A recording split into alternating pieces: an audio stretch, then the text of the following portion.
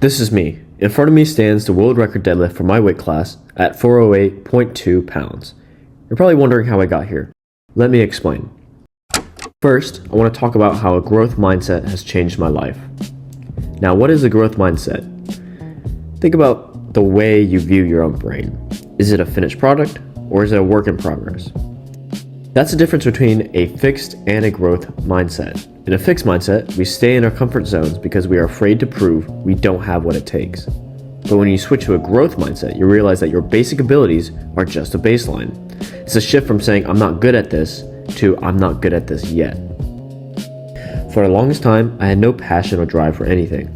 I had a huge fear of failure, which stopped me from trying more in life. I was always afraid to step forward out of my comfort zone because of this fear. But deep down, I knew I had more in me, a flame of passion that hadn't been lit in me just yet because of my fixed mindset. So, what was my turning point?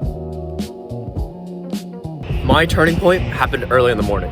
I arrived at school an hour early and I saw a group of students and a teacher just walking the track carrying a bunch of weight. It turns out what they were doing was a substitution class for the usual PE class. It was a weightlifting class. And for some reason, I had the urge to join it. And I think that urge stemmed from the fact that I wanted to change myself. I know deep down, I wasn't happy with where I was in life. And so maybe I saw this weightlifting class as an opportunity to try something I'm not comfortable with. So I was able to join it. And I learned so much about health and fitness and how important it is to all our lives. It wasn't always easy. I did fail a lot in that class. But for the first time, I was actually learning how important discipline is to health and fitness. And it wasn't until by the second quarter, I actually attempted my very first personal record. You got it. Yeah. In reality, 225 pounds is not very impressive. But this was a display of all the progress built up for that moment. It was a visual representation of change. And after that, I just kept going with it.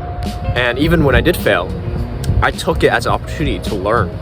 In my mind, I started being bolder with what I wanted. I knew I wanted to aim higher.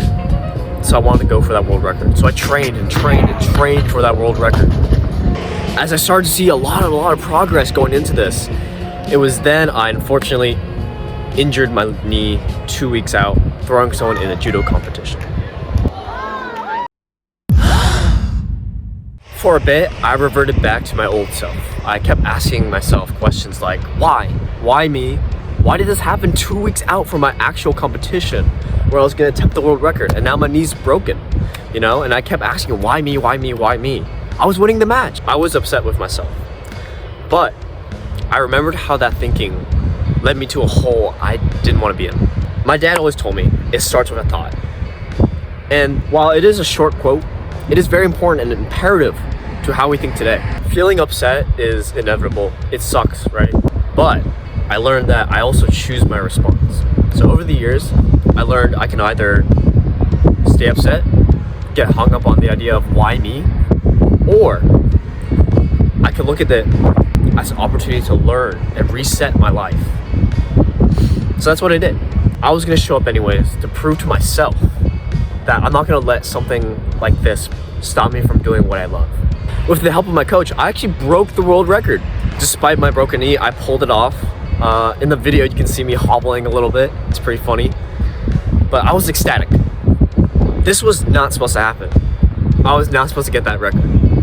Adopting a positive mindset taught me to focus on things I could control. Instead of letting failure define me, I treated it as feedback. I worked harder knowing I had potential and believing in myself. I studied harder, turning my once mediocre grades into graduating with a 4.3 GPA from high school. Today, I'm a biology major at UC Berkeley. I run half marathons, I earned my black belt in judo, I won my first Muay Thai fight. I even discovered a passion for business and marketing, which was sparked by the same mentor who coached me through weightlifting. Looking back, achievements like my world record or winning like Spartan races, they're not just trophies, they're proof of an internal investment. I couldn't control injuries or setbacks, but I could control my effort, my attitude, and my consistency. That decision to focus on what I could control is what made high performance possible. When you master your thoughts, you master your life.